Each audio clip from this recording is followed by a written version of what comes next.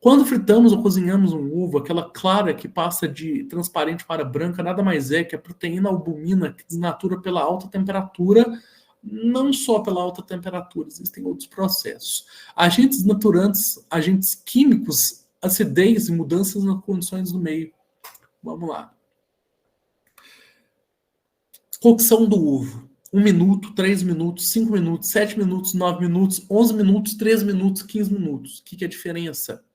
Que a gente tem que entender que isso aqui provavelmente é água ou método parecido.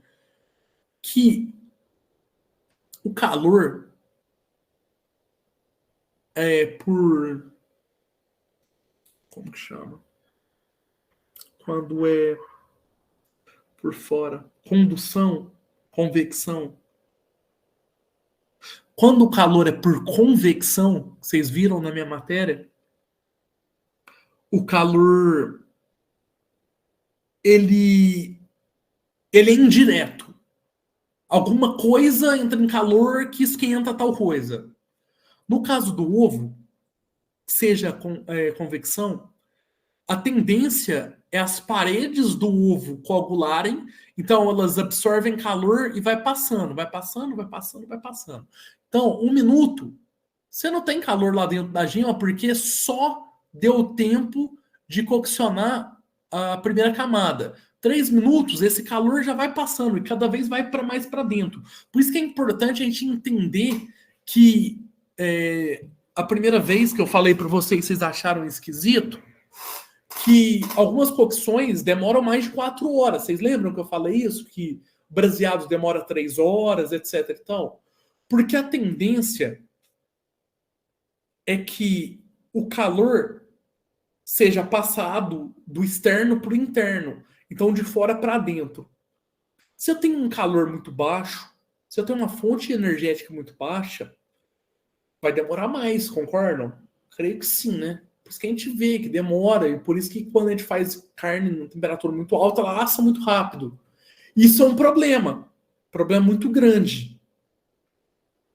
Porque até o miolo, por mais que tá um calor muito forte e tal, até o miolo chegar naquela temperatura, ela desnaturou numa estrutura chamada quaternária. Pera aí que eu já explico, que vai ficar muito mais fácil de entender. Deixa eu só tentar concluir de forma que vocês vão compreender mais fácil. Não é só o calor que desnatura a proteína, que isso fique claro. pH baixo, pH alto também desnatura. Então, ácidos, vinagre, limão, pH baixo. 2, 2,5 é um pH baixo. Desnatura a proteína. O que é o ato de desnaturar uma proteína? A proteína é feita por aminoácidos. Então, como se fosse um cordãozinho cheio de bolinhas. Quando esses aminoácidos se juntam, vários deles viram uma proteína. É uma estrutura um pouco maior.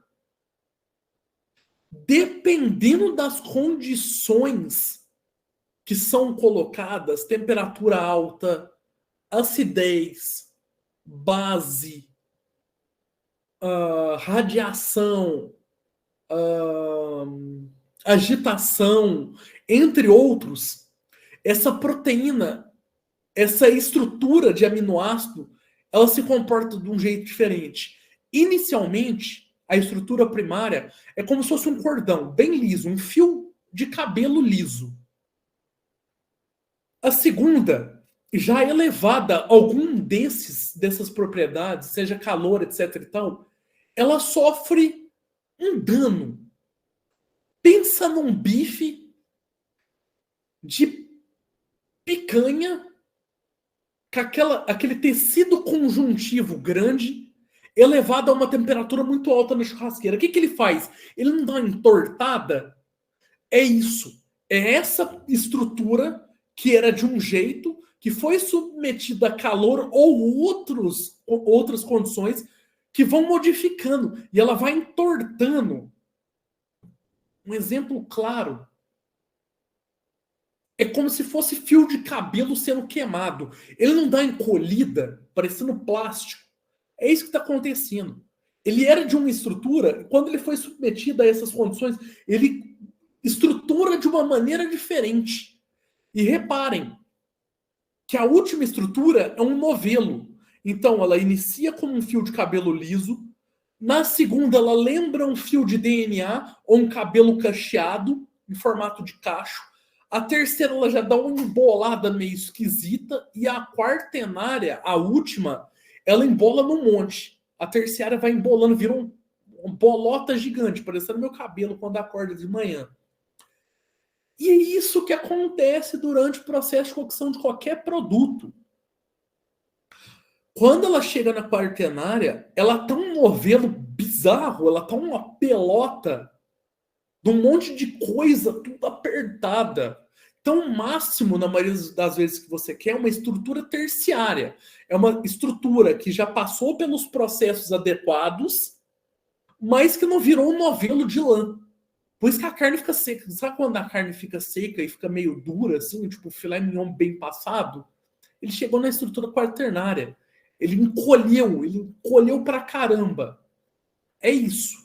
E é isso que acontece com todas as moléculas biológicas elevadas à desnaturação proteica, que isso é uma desnaturação proteica. A reação de Maillard inicialmente tem a ver com a desnaturação proteica junto com uma outra coisa chamada caramelização de açúcares redutores, que eu já explico também, e já explico quão a reação de Maillard é importante. Dependendo da temperatura, dependendo da proteína, dependendo da carne, dependendo de tudo, essa estrutura pode desnaturar mais rápido e mais sensivelmente que outras. Agora, para a mente de vocês explodir de vez, o que eu tinha falado na primeira aula sobre maciez e cocção de carne é o seguinte. Quando você passa de temperatura X, vamos dar uma temperatura fictícia, 75 graus, por isso que a gente cocciona no sous vide e a carne fica extremamente macia.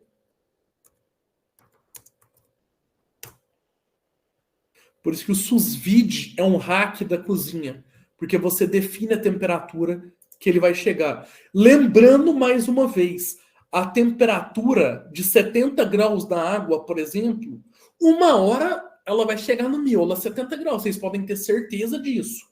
Isso é importante. Guardem isso. Uma hora ela vai chegar. Uma hora não, né? Talvez 10 horas. Mas brincadeiras assim só para vocês entenderem. Se você bota a água a 70 graus e uma carne coccionando, uma hora ela vai chegar a 70 graus. Vai demorar pra caramba. Uma hora é o jeito de falar. Uma hora vai chegar. Tipo, pode demorar 10 horas. Por isso que eu falei das 4 horas de cocção do braseado. Que você não eleva a temperatura além dos 70 graus. Isso é importante para vocês compreenderem agora e matarem o negócio a pau. A proteína colágeno, a proteína elastina, dependendo da temperatura que for elevada, ela endurece. Por isso que cozinhar carnes em temperaturas altas endurecem a carne. Primeiramente, você tem uma perca de líquidos. Você perde líquido ao cozinhar. Existem carnes mais propensas à perca de líquido. Por exemplo, o lombo. O lombo tem uma perca de líquido durante a cocção. É normal. É questão da proteína, das fibras, do jeito que a anatomia do animal funciona. Principalmente da questão de musculatura. O lombo é uma carne mais seca por conta da musculatura específica. Irrigação de sangue, etc e tal, que vocês já sabem como funciona.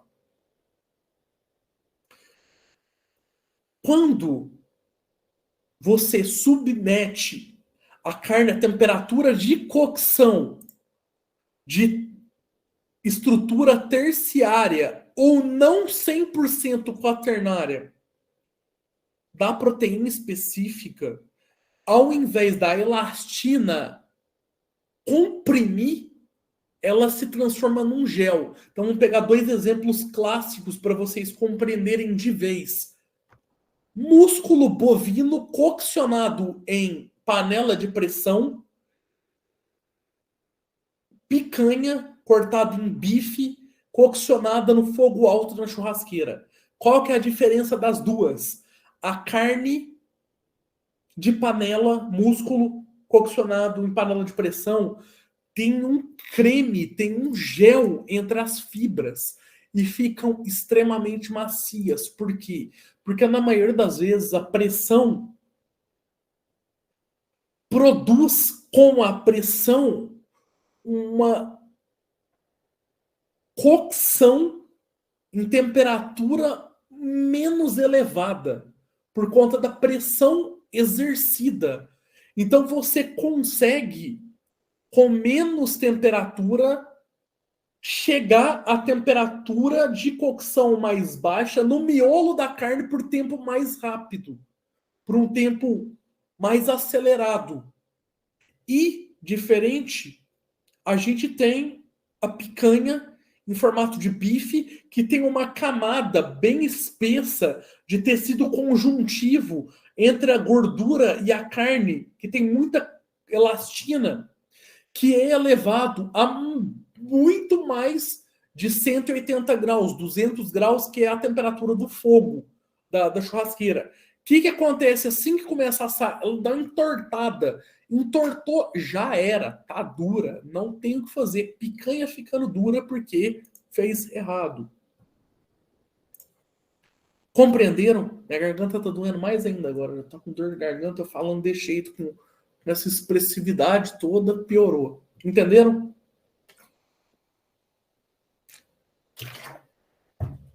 Ótimo.